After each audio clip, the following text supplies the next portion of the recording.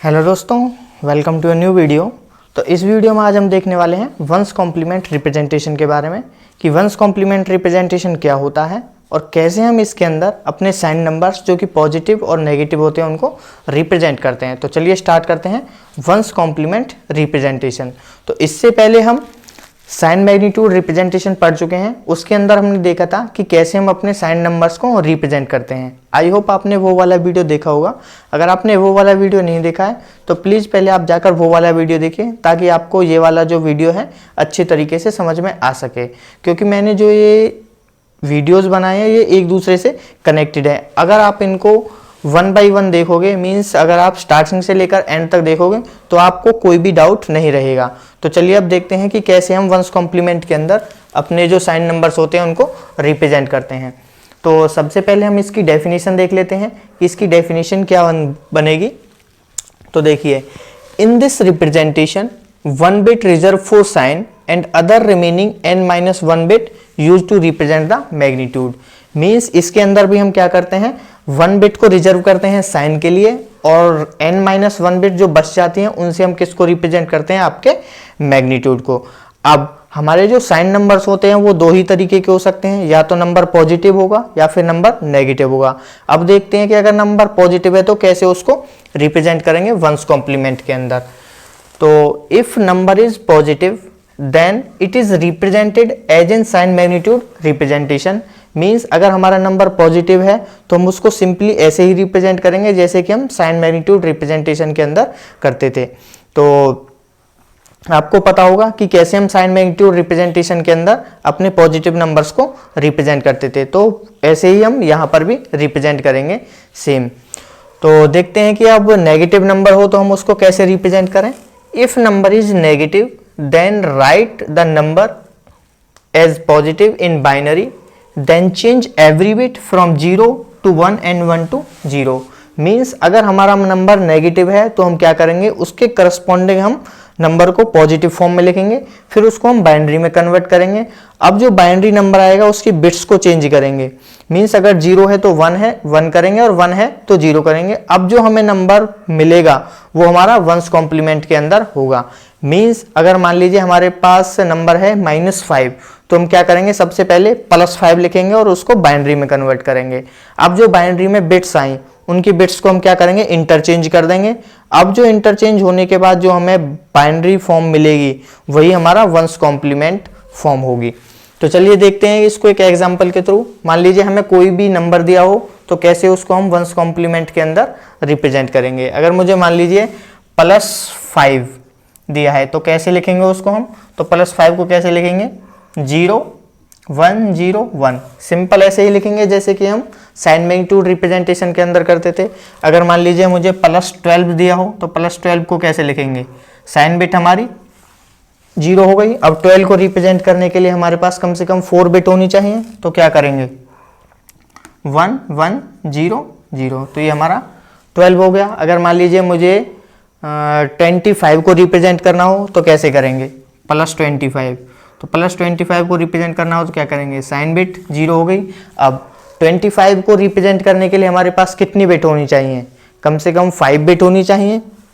तो कैसे करेंगे, देखिए, तो सबसे पहले क्या लिखेंगे हम, ये हमारा 16 हो गया, और 16 और 8 हमारा कितना हो गया, 24 हो गया। फिर उसके बाद हमें 4 नहीं चाहिए, 2 नहीं चाहिए, हमें 1 चाहिए। तो इस तरीके से हम 25 को रिप्रेजेंट करेंगे। अगर मान लीजिए हम अगर -5 लिखना चाहें तो -5 को कैसे लिखेंगे, तो सबसे पहले हम क्या लिखेंगे, +5 लिख लेंगे। मान लीजिए हमें -5 लिखना है तो -5 लिखने के लिए हम क्या करें, सबसे पहले +5 लिख लेते हैं। तो 0 1 0 1, उसके बाद क्या करेंगे, हम इसकी बिट्स को चेंज कर देंगे। तो क्या होगा, ये 1 0 1 0, तो ये किसको रिप्रेजेंट कर रहा है, ये आपके -5 को रिप्रेजेंट कर रहा है। उसी तरीके से मान लीजिए अगर हमें -12 लिखना हो तो -12 कैसे लिखेंगे, सबसे पहले हम +12 लिख लेते हैं। तो कितना होगा, 0 1 1 0 0। अब हम इसकी बिट्स को चेंज कर देंगे तो कितना हो जाएगा, 1 0 0 1 1। तो ये कितना है, ये आपका -12 है। तो अगर मान लीजिए हमें -25 लिखना हो तो हम सबसे पहले +25 लिखेंगे। तो +25 कितना होगा, 0 1 1 0 0 1, ये प्लस 25 हो गया। अब इसके बिट्स को चेंज कर देते हैं, तो 1 0 0 1 1 0, तो ये कितना हो गया, ये -25। तो इस तरीके से हम वंस कॉम्प्लीमेंट रिप्रेजेंटेशन के अंदर अपने साइन नंबर्स को रिप्रेजेंट करते हैं। तो आई होप आपको ये समझ में आया होगा। अगर आपको अब कोई भी नंबर दे दिया जाए तो आप इसको सिंपली वंस कॉम्प्लीमेंट के अंदर लिख सकते हो। अगर मान लीजिए मैं -6 देता हूं, तो आप क्या करोगे, सबसे पहले +6 लिखोगे, फिर उसकी बिट्स को चेंज कर दोगे, तो वो आपका वंस कॉम्प्लीमेंट के अंदर आ जाएगा। तो मैं इसको अभी रफ कर देता हूं। अब इसके हम कुछ एडवांटेजेस और डिसएडवांटेजेस देख लेते हैं।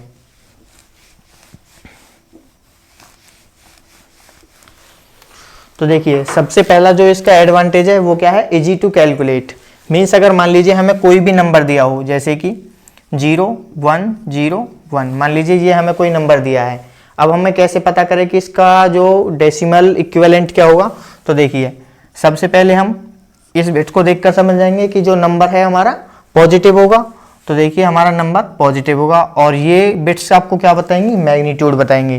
तो ये क्या हो जाएगा, 101 कितना होता है आपका 5, तो ये किसको रिप्रेजेंट कर रहा है, आपके +5 को। अगर मान लीजिए मुझे नंबर दिया हो 1101, अब हम देखकर समझ जाएंगे कि ये नंबर हमारा माइनस का होगा, क्योंकि हमारी जो MSB बिट है वो 1 है, तो हम क्या करेंगे, माइनस। अब देखिए, सबसे पहले हम क्या करते हैं, इनकी बिट्स को चेंज कर लेते हैं। तो ये क्या होगा, 0 होगा, ये 0 होगा, ये 1 होगा, ये आपका 0 हो जाएगा।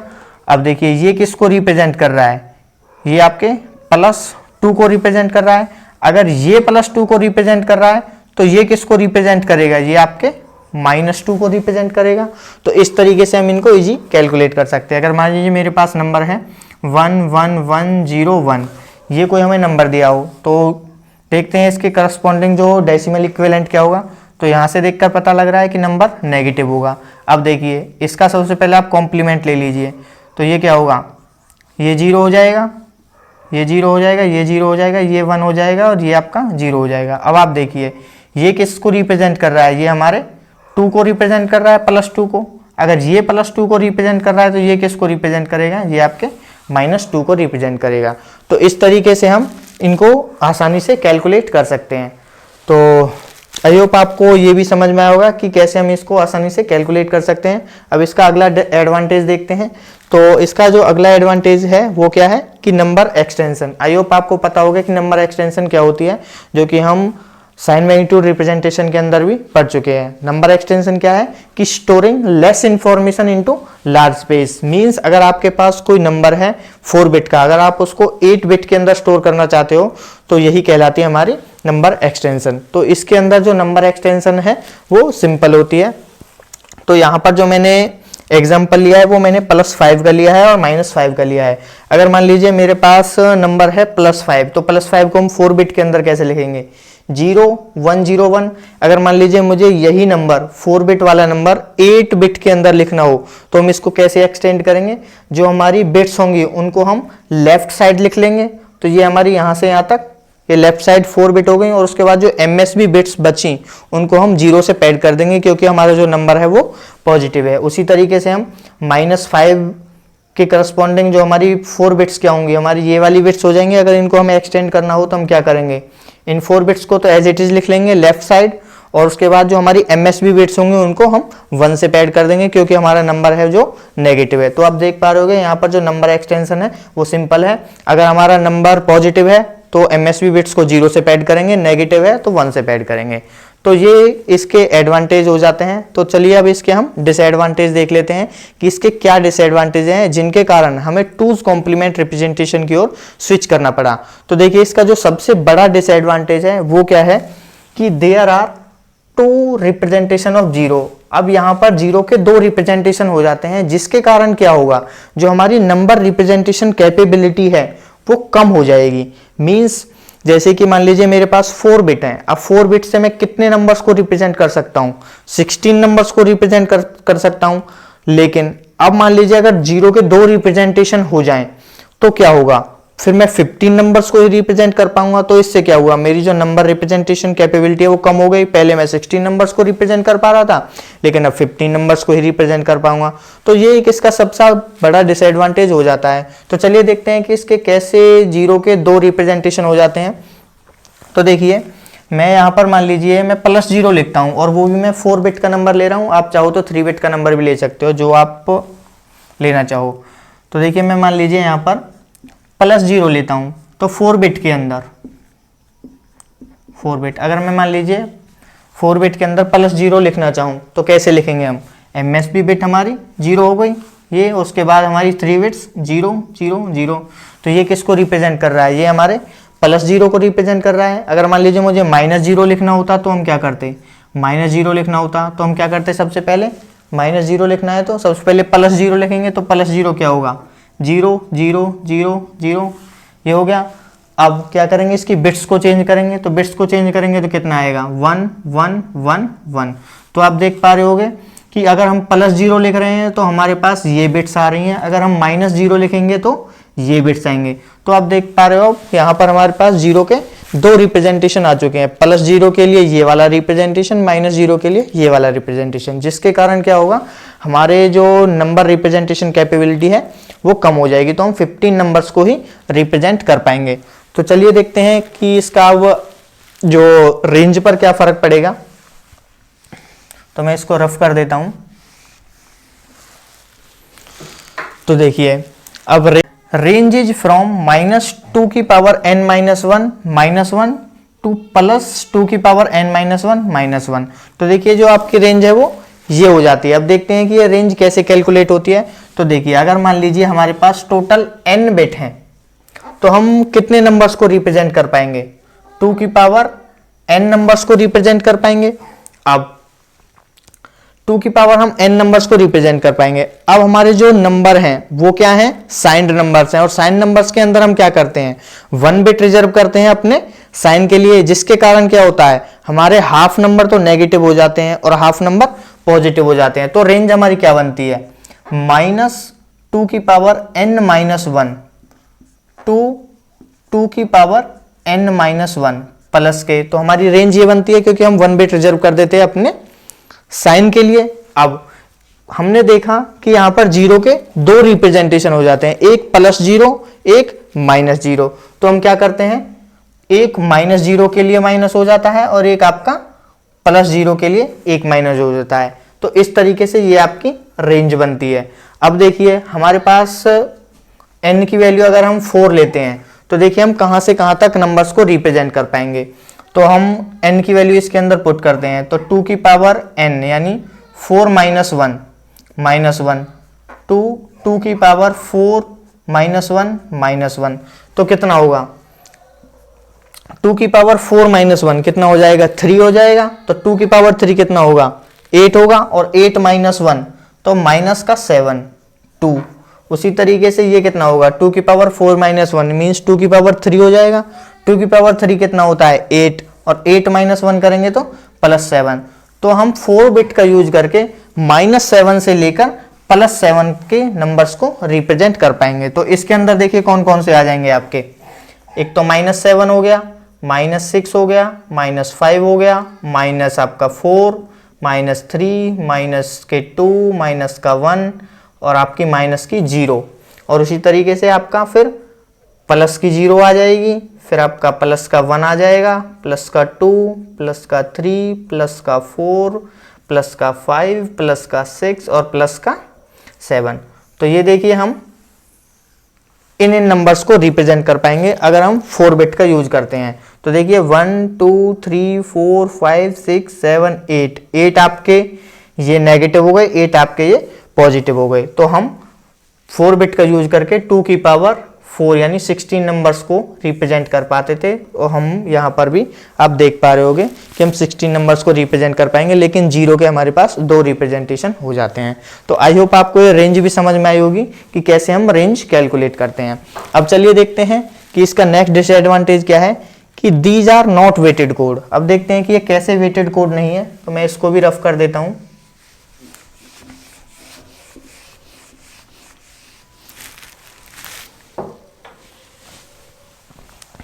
आई होप आपको पता होगा कि वेट क्या होता है।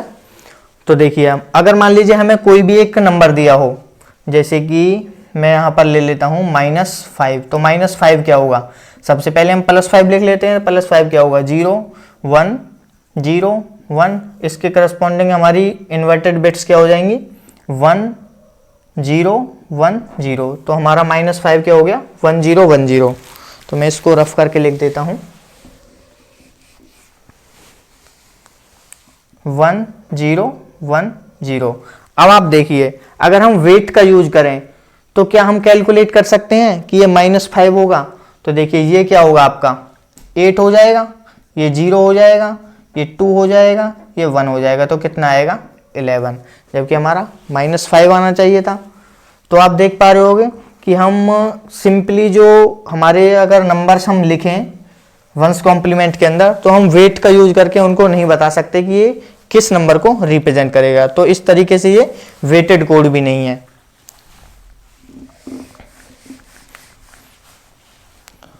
अब देखते हैं कि इसका नेक्स्ट डिसएडवांटेज क्या है कि ये read and right directly is not easy. तो अब आपको ये भी क्लियर हो गया होगा कि जब ये वेटेड कोड ही नहीं है तो ना ही हमको इनको डायरेक्ट रीड कर सकते हैं और ना ही इनको हम डायरेक्ट राइट कर सकते हैं। जैसे मान लीजिए मैं यहां पर एक नंबर लिख देता हूं 1 0, तो आप इसको देखकर नहीं बता सकते कि इसका डेसिमल इक्विवेलेंट क्या होगा। वंस कॉम्प्लीमेंट के अंदर आपको क्या करना पड़ेगा, सबसे पहले इसकी बिट्स को चेंज करना पड़ेगा। तो इसकी बिट्स क्या होंगी 0 0 1 0 1। अब ये किसको रिप्रेजेंट कर रहा है, ये आपके +5 को। अगर ये +5 को रिप्रेजेंट कर रहा है तो ये किसको रिप्रेजेंट करेगा, ये आपके -5। तो आप देखो कि आप सिंपली देखकर नहीं बता सकते कि ये इसके करस्पॉन्डिंग हमारा डेसिमल इक्विवेलेंट क्या होगा। तो यही है कि हम इनको ना तो इजीली रीड कर सकते हैं और ना हम इनको इजीली राइट कर सकते हैं डायरेक्टली। अब इसका जो नेक्स्ट डिसएडवांटेज हो जाता है वो क्या है कि arithmetic operation are not easy. तो चलिए इनको भी देख लेते हैं कि अर्थमेटिक ऑपरेशंस कैसे इजी नहीं है। तो इसके लिए मैं एक एग्जांपल ले लेता हूं। कोई भी हम 2 नंबर ले लेते हैं, 4 बिट के हम कोई भी 2 नंबर ले लेते हैं जिनका रिजल्ट भी हमारा 4 बिट के अंदर ही होना चाहिए, ये आपको ध्यान रखना होगा। तो चलिए मैं यहाँ पर एक नंबर ले लेता हूँ, एक नंबर में 5 ले लेता हूँ, मान लीजिए मैं प्लस का 5 ले लेता हूँ और एक नंबर में माइनस का 3 ले लेता हूँ। क्योंकि देखिए अगर हम 5 में से 3 को माइनस करें तो -2 आएगा, तो जो कि हमारी रेंज में होगा। तो चलिए देखते हैं। तो +5 के करस्पॉन्डिंग हमारी बाइनरी बिट्स क्या हो जाएंगी 0 1 0 1। उसी तरीके से -3 के करस्पॉन्डिंग हमारी बाइनरी बिट्स क्या हो जाएंगी। तो सबसे पहले हम +3 लिख लेते हैं, फिर उसकी बिट्स को हम चेंज कर देंगे 1 1 0 0। तो ये हमारा -3 हो गया, तो इसको मैं यहाँ पर लिख देता हूँ 1 1 0 0। अब चलिए इसको हम क्या करते हैं, सिंपली ऐड कर दे। तो क्या होगा 1 0 आपका 1 हो गया, 0 0 आपका 0 हो गया, 1 1 आपका 0 हो गया और कैरी आपका 1 हो जाएगा। फिर 1 1 आपका 0 हो जाएगा और कैरी हमारा क्या होगा 1 होगा। अब देखिए इसके अंदर हम क्या करते हैं, जब हम 2 नंबर्स को ऐड करते हैं, अगर ऐड करने के बाद रिजल्ट में अगर हमारा कैरी होता है तो हम क्या करते हैं, उस कैरी को रिजल्ट के अंदर ऐड कर देते हैं। अब देखिए हमारा यहाँ पर कैरी हुआ, तो कैरी को हम क्या करेंगे, हम यहाँ पर ऐड करेंगे। तो कैरी को ऐड करेंगे तो क्या आएगा, देखिए 1 1 0, फिर से कैरी आपका 1 होगा, तो 1 और 0 क्या हो जाएगा आपका 1 हो जाएगा, और ये 0 तो ये 0। अब जो ये हमें रिजल्ट मिला ये क्या है हमारा +2, तो ये हमारा एक्चुअल रिजल्ट है। तो अब देखिए तो यहां से एक बात निकल कर आती है कि जब हम 2 नंबर्स को ऐड करते हैं, अगर ऐड करने के बाद हमारा कैरी होता है तो हम कैरी को रिजल्ट में अगेन ऐड करेंगे और फिर जो हमारा रिजल्ट होगा वो एक्चुअल हमारे नंबर को रिप्रेजेंट करेगा। ये तो हो गया तब जब हमारा कैरी होगा। अगर मान लीजिए हमारा कैरी नहीं होता है तो हम क्या करेंगे, जो हमारा रिजल्ट आया उसका कॉम्प्लीमेंट लेंगे, वो हमारा जो कॉम्प्लीमेंट आया वो हमारे एक्चुअल नंबर को रिप्रेजेंट करेगा। तो चलिए इसको भी हम एक एग्जांपल से देख लेते हैं। तो ये आपको समझ में आ गया होगा। तो चलिए मैं यहाँ पर एक एग्जांपल और ले लेता हूँ। तो मैं इसका अब इनवर्स ले लेता हूँ। तो मैं इस बार इसको -5 कर लेता हूँ और इसको एक बार +3 कर लेता हूँ। तो तब देखते हैं हमारा क्या आता है। तो -5 देखिए क्या होगा, ये आपका 1 0 1 0, ये आपका -5 हो गया। +3 क्या हो जाएगा आपका 0 0 1 1। अब चलिए इनको ऐड कर देते हैं। तो देखिए ये कितना हो गया, ये आपका 1 हो गया, ये 1 1 0 और आपका कैरी 1 हो गया। अब देखिए 1 1 1, ये आपका 1 हो गया और ये आपका 1 हो गया। अब आप यहाँ पर देख पा रहे होगे हमारे पास कोई कैरी नहीं हुआ है, तो आप देखिए रिजल्ट हमें कैसे कैलकुलेट करना है। जब हमारे पास कोई कैरी नहीं होता तो हम क्या करते हैं, सिंपली इसका कॉम्प्लीमेंट लेंगे। तो इसका जो कॉम्प्लीमेंट क्या आएगा, 0 0 1 0 0 0 1 0। तो देखिए ये किसको रिप्रेजेंट कर रहा है, ये हमारे +2 को रिप्रेजेंट कर रहा है।